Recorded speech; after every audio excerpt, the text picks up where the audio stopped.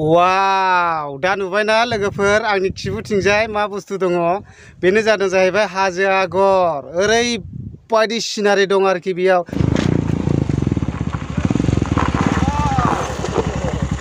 आं बबे आं माबानिफ्राय फैबाय आं एकदम गलटेक एसे जाखायो माइरिबो दैया लागावबाय दा जोङो थांसिगोन कालामाति हाजो बै ग्रिन ग्रिनानो जादों जाहैबाय कालामाति हाजो लामाया ओरैबायदि मोजां बयबो थांनो हागोन आरोखि दा खय थारिखनिफ्राय ओपनिं जागोन दा आङो जों भिडिअनि गेजेरजों देखायगोन ओरैहाय जोंना एसएसबि फोरनिफ्राय अर्डार लानाय जाबाय दा बिथांमोना अर्डार होबाय दा जों थांसिगोन आरो चलो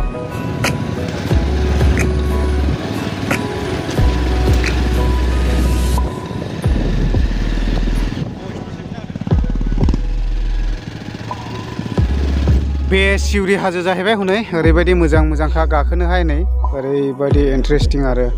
आरो बेजों लोगोसे नैबे गुफुर पस्ट नुनाया भुटाननिफ्राय गायनानै दोनफैनाय जादों आरो दा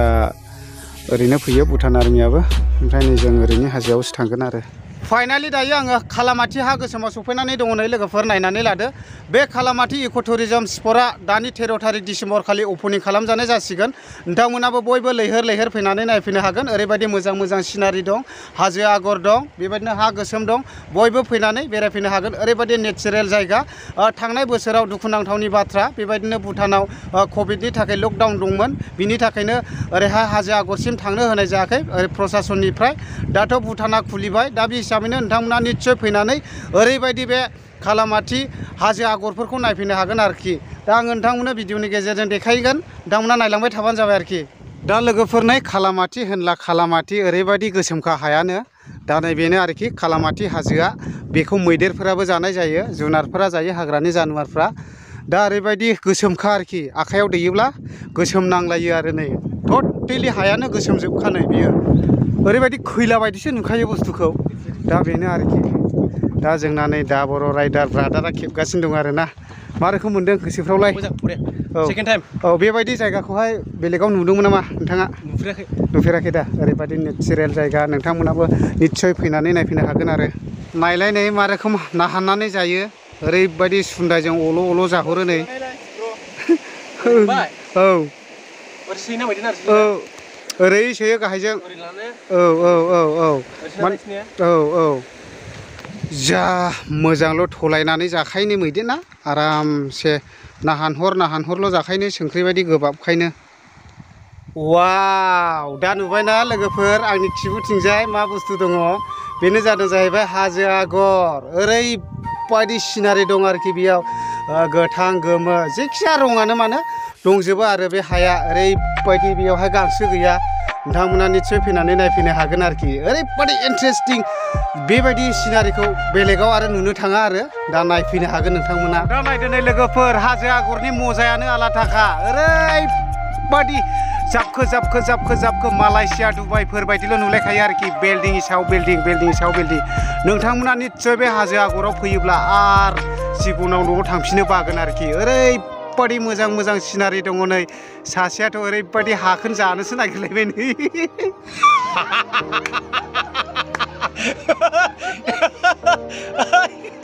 दा जोङो ओरै नै नायनानै लादो नै हाजो गोजौआव दंफैयो आरोना हाजो आगराव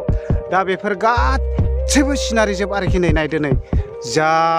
समायनाखा बेबायदि हाजोखौ आरो आं जिबनाव नागिरना नुखाखै दा बहुद खस्थ'नि गेजेरजों गोजौआव गाखोबोबाय आरो आङो दा गाहायाव नै दैया बेनो भिउआ नै नायदो नै ओरैबायदि मोजां आरो बैथ' हाजोआव जाहैबाय नै बासिखि हाजो ओरैबायदि सिनारिखा बै स्राय बोहैनाया दै ओरैबायदि पुरस्कार दै उफ गाखोनायदों ब्र' दा फाइनालि आङो गलटेकआव सफैबाय कालामाति हाजोनिफ्राय खमैनो गैयाब्लाबो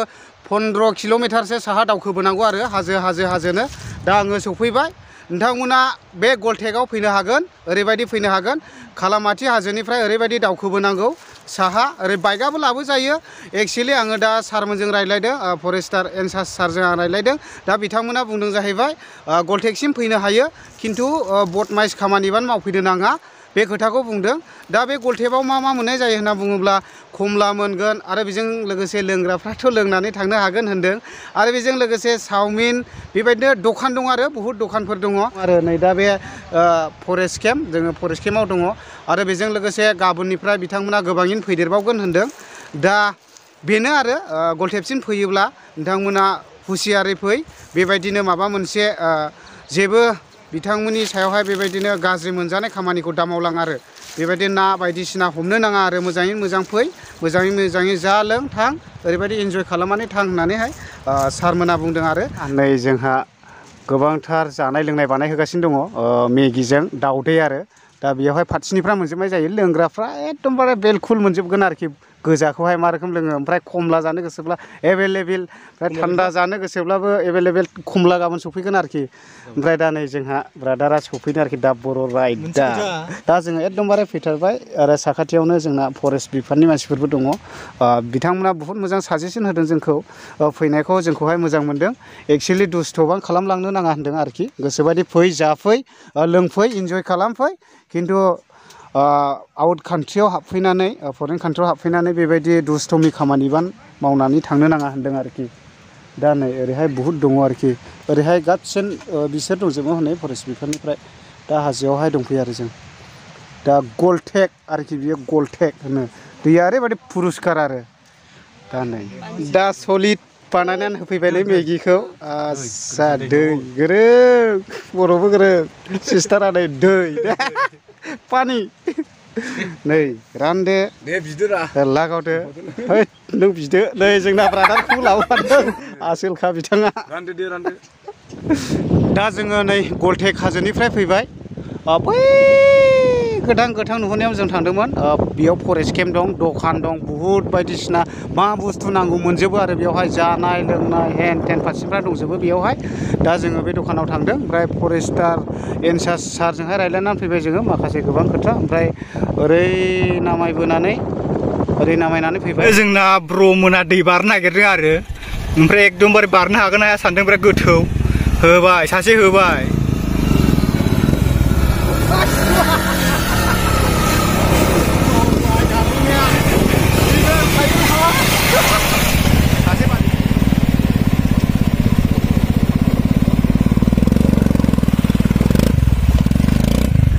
दा बेबायदि दलां बानायजेनबाय नै दै बारनो थाखाय जुथा गाननायफोरनि थाखायहाय दै बारनो थाखाय बेबायदि बानायबाय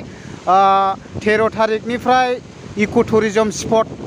अपेनिं खालामनाय जासिगोन कालामाथियाव बयबो लैहोर फैनानै नायफैनो हागोन आरो पिकनिक बेबायदिनो जानोबो हागोन आरो ओरै खोलाथिंजाय ओरैबायदि इन्टारेस्टिं जायगा नेचारेल जायगा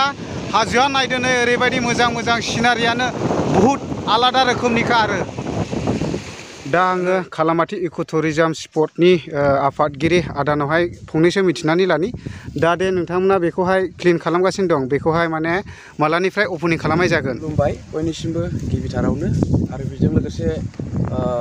एसके बड' ब्लग इउटिउबार बिथांनिसिम जोंनि कालामाति टुरिस्ट गाइड एस'सियेसननि जानानै मान बावग्रोनाय थाबाय दा जोङो बेखौहाय फैबाय थानाय बे दाननिनो 13 डिसेम्बरावहाय जोङो इनागुरेसननि थाखाय थाम-थिम खालामनाय जाबाय आरो बे जायगाया जोंनि मोनसे पिकनिक स्पट नङा बेयो मोनसे जोंनि टुरिजम प्लेस अर्थात माने बेवहाय फैनानै बेरायफैनाय पेकेट लान्च बेफोरो सोलिगोन बेनिफ्राय बिदिनो बेजों लोगोसे माखासे जोंने बेयो मानासजों मोनसे एटाच जानायलाय थारमाने जोङो बेखौ मानासनि गाइडलाइनजों जों थांनो सिमोनबो जों बे एखेयावनो थांदों देग्लायबो जोंनो माखासे डाइरेक्सन हरदों बे डाइरेक्सनानो जाहैबाय माने बेवहाय लोंनाय जानाया बांद्राय अफेन जानाय नङा बेनिफ्राय बेजों लोगोसे दामग्लुंनाय जेनाखि गिदिर डिजेफोर बियो माने बेवहाय सोलायनाय नङा मानो होननानै बुङोब्ला बेयाव जुनारफोरनि मोनसे पार्क होननानै बेखौहाय जोङो दा गनायना लानाय जाबाय दा बेखायनो जोङो बेखौहाय मोनसे टुरिजम प्लेस हिसाबै जोङो दिनै बेखौ फैबाय थानाय बे दाननिनो 13 डिसेम्बरावहाय जोङो बेखौ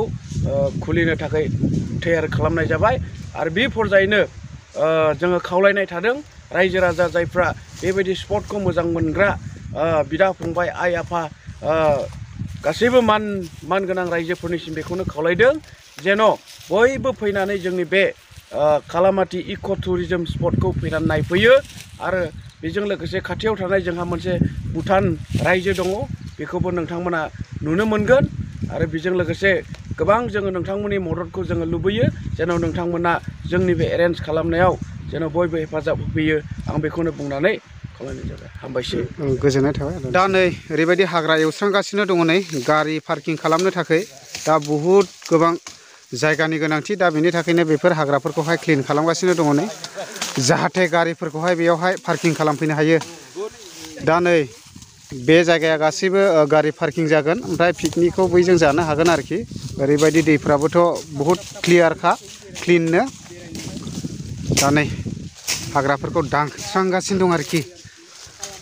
दा लोगोफोर जोङो आफादगिरिनिफ्रायनो गासैबो बाथ्राखौ खोनाखाबाय दा बेयाव फैयोब्ला बेबायदिनो गिदिर गिदिर डिजि दामफैनो मोननाय नङा मानो होनना बुङोब्ला साउन्ड पलिउसननि खोथा दं गोबां जिब जुनार दङ बिनि थाखायनो बेयावहाय गिदिर गिदिर डिजि दामफैनो मोननाय नङा आरो बेजों लोगोसे बेबायदिनो संनानै खावनानैहाय एसे सिक्रेटलि जागोन आरोखि ओमफ्राय बेजों लोगोसे लोंनाय जानायफ्राबो सिक्रेटलि जागोन गासैखौबो आफादगिरिनिफ्रायनो खोनाखाबाय नोंथांमोना निस्सय आरामसे बेरायनानैहाय थांनो हागोन आरोखि